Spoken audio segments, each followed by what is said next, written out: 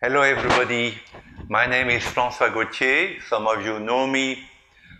I have been living in India for a long time. I'm a journalist, I'm a writer, I'm a lover of your country, a defender of your country.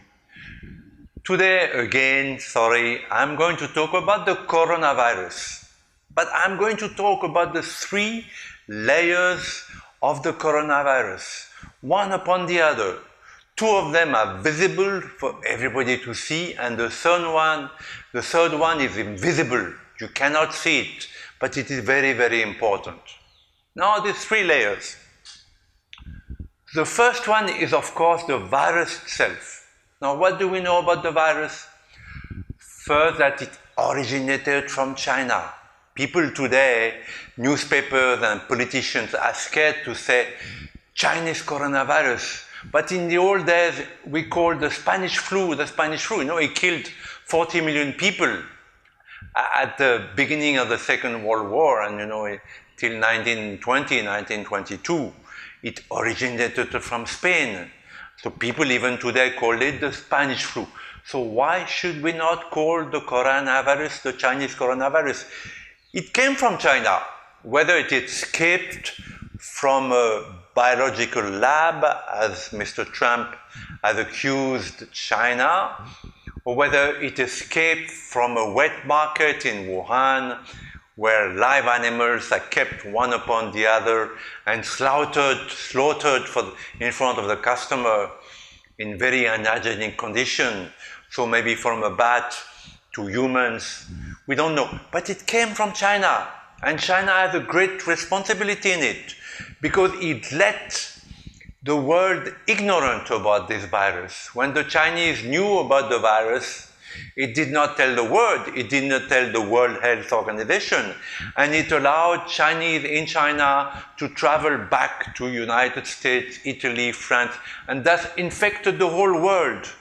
We're going to have a very, very long months now, maybe years, scared of the coronavirus. So it's important that China is, made accountable for it. So the first layer is that of the coronavirus, where it came from, and the karma of the Chinese, which is really, really, really important. The second layer in India's light, because in India there is a knowledge that sits behind things. We see things happening, but actually behind every event, behind every happening, there are forces in play. Now in India, some of these forces are called dharmic, for the good of humanity, for the evolution of humanity, and some of them are called adharmic or asuric, which made humanity go back, which thinks humanity, which is again evolution of humanity. Obviously, behind the coronavirus are dark forces which are inimical. Whether you believe in spirituality or not, one doesn't want to say black and white, evil and good. Just there are some dark forces behind the coronavirus which gave birth to very negative elements. What are these negative elements? Fear, panic, and economic collapse. Now, the fear and panic which are gripping the world now, it's even more serious than the virus itself, because the numbers of the virus are very small. In India, out of 1,300,000,000 people, 2,000, 3,000 have died. It's a tiny number. In France, my country, there are 65 million people, 25,000 people have died. Again, it's tiny compared to, for instance, cancer. Cancer kills millions and millions and millions of people every month. Or even drinking alcohol. Shops have been reopened in India. In India, 350,000 people die every year out of alcohol consumption. Consequences of alcohol. It's a disease in India. It's a cancer. I don't think that the coronavirus deaths will ever reach that number in India. So the fear and panic which are gripping the world now came with the coronavirus.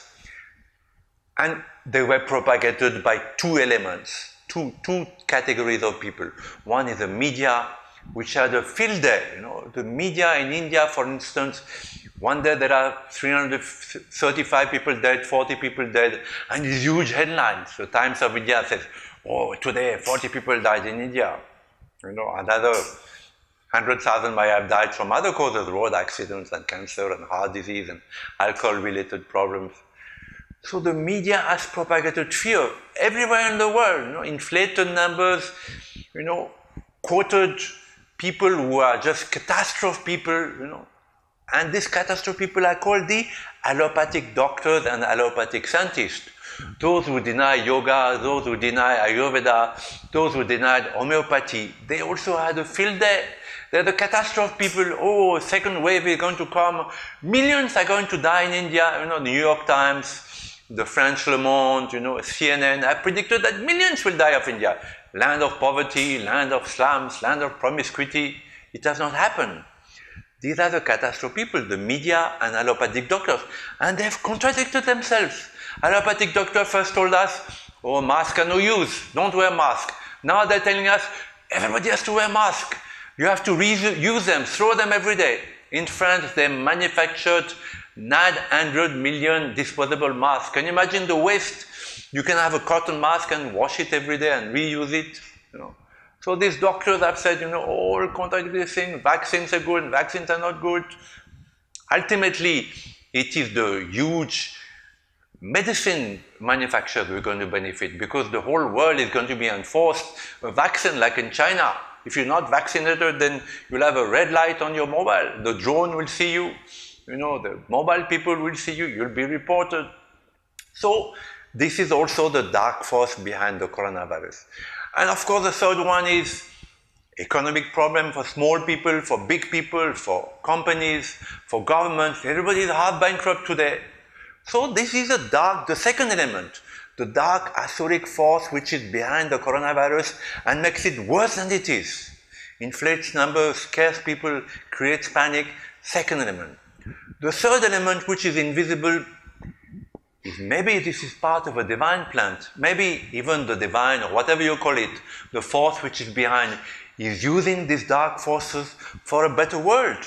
We see already that nature has started regenerating, that, new jobs are created, old jobs may die, but new jobs are created, new ways of life, a better way of life. So I do think that what Sri Aurobindo called the supramental, first there was the animals, then there was man beyond the animals, and now there will be man beyond man, the supramental.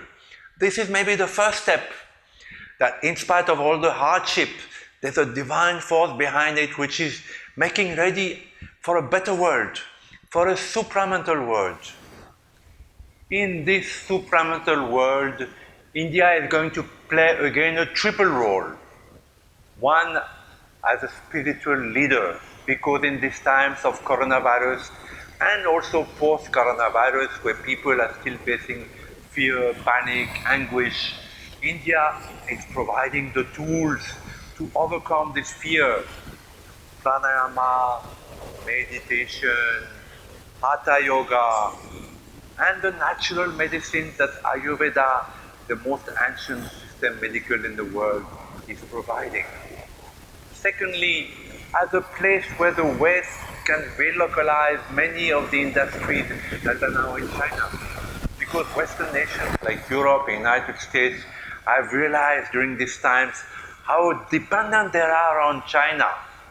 So medicines, computers, auto parts, iPhones are going to be relocalized in India because India is a democratic country, it loves the West, it's got the system in place. So this is the second thing.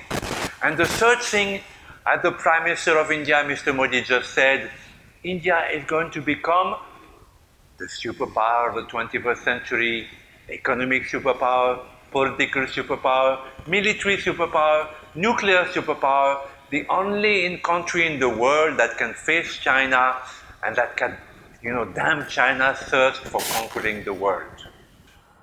To the three elements of the coronavirus, the virus itself coming from China, and China has to be made accountable to that.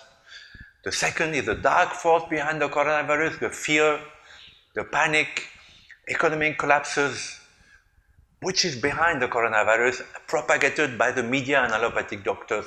And the third, the greater good that's going to come out of this vast epidemic. Namaste.